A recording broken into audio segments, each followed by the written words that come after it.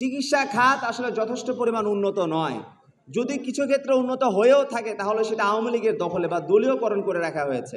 অর্থাৎ চিকিৎসকের মানুষকে আন্তরিকভাবে সেবা প্রদানের যে বিষয়টি আছে সেটি কিন্তু আসলে বাংলাদেশের চিকিৎসক সম্প্রদায়ের মধ্যে নাই। এটা অনুপস্থিত।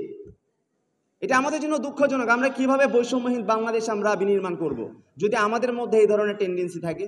আমরা দেখতে পেয়েছি ঢাকা মেডিকেল কলেজের শিক্ষার্থীরা ছিল অবরুদ্ধ, তাদেরকে ছাত্রলীগ তাদেরকে অবরুদ্ধ করে রেখেছিল এবং আমরা শুনতে পেয়েছি, জানতে পেরেছি যে আমাদের জুলাই বিপ্লবেও যখন ঢাকা মেডিকেল কলেজের শিক্ষার্থীরা স্বতঃস্ফূর্তভাবে অংশগ্রহণ করে সেখানেও তারা হামলা চালিয়েছে।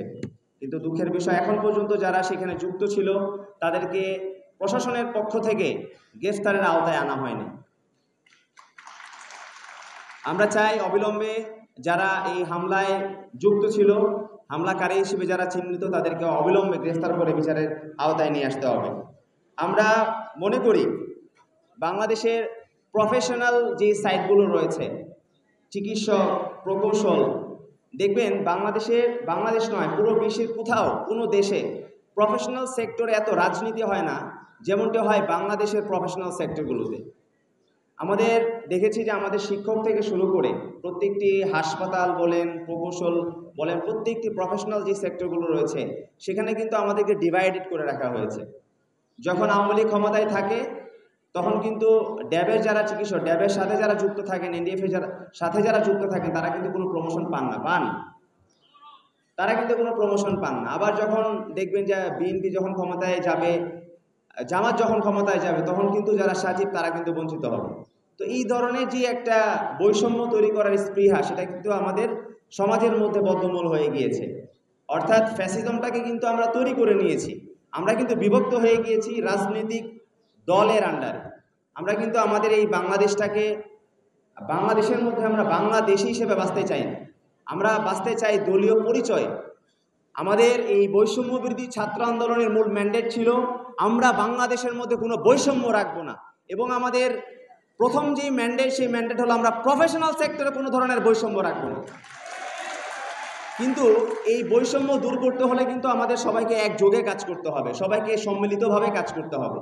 এবং আমরা একটি কথা বলি, যারা আওয়ামী লীগে ছিল তারা তো অবশ্যই এই গণহত্যাকারী হিসেবে তারা চিহ্নিত হবে, কিন্তু যারা আওয়ামী লীগের দোসর, বিভিন্ন প্রফেশনাল সেক্টরে যারা আওয়ামী লীগের দালালি করেছে, আমরা কি দেখেছি না? 4ই আগস্ট বাংলাদেশের প্রত্যেকটা মেডিকেল কলেজে কিন্তু আমরা দেখেছি সেখানে শান্তি সমাবেশ হয়েছে, ঠিক কিনা? শান্তি সমাবেশ হয়েছে। তো শান্তি সমাবেশ আসলে কারা করেছে? সেখানে আওয়ামী লীগের যারা চিকিৎসক তারাই করেছে। তারা কি এখন পর্যন্ত চিকিৎসা ক্ষেত্রে অবস্থান করছে না? তো এই সচিব যতদিন পর্যন্ত থাকবে, শেখ হাসিনার প্রেতাত্মা কি তাদের মধ্যে থাকবে না? তারা কি শেখ হাসিনা দোসর হিসেবে কাজ করবে না? শেখ হাসিনা যেভাবে ভারতের দালালি করেছে, চিকিৎসা খাতকে ধ্বংস করেছে। আপনারা জানেন যে আমরা বিভিন্ন কাজে বাংলাদেশে বিভিন্ন প্রান্তে যাই।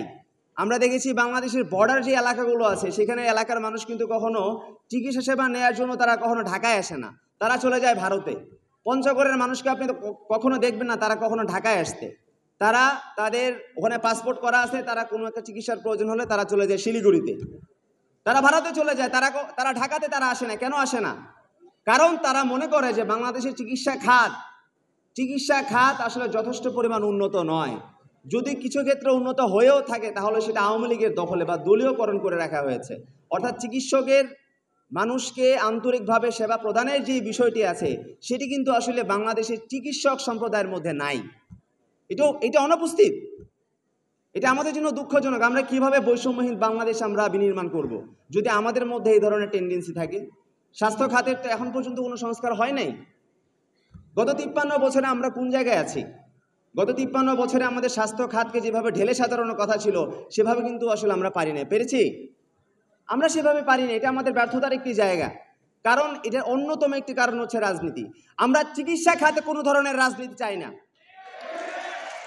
আমরা চিকিৎসা খাতে কোনো ধরনের রাজনীতি চাই না, এবং আমরা চাই না যে আমাদের জায়গা থেকে রাজনীতির কারণে আমাদের স্বাস্থ্য খাত ব্যাহত হোক। আমরা চাই আপনারা আপনাদের জায়গা থেকে, দায়বদ্ধতার জায়গা থেকে, একটা গুরুত্বপূর্ণ প্রফেশনালিজমের যে জায়গা আছে সেখান থেকে আপনারা আপনাদের রোগীদেরকে সেবা প্রদান করবেন দেশপ্রেমের জায়গা থেকে। কারণ আপনারা যদি কাজ না করেন রাষ্ট্র কিন্তু ফাংশন করবে না। আমরা দেখেছি যে কিভাবে আওয়ামী লীগ প্রত্যেকটা সেক্টরকে তারা দলীয়করণ করেছে।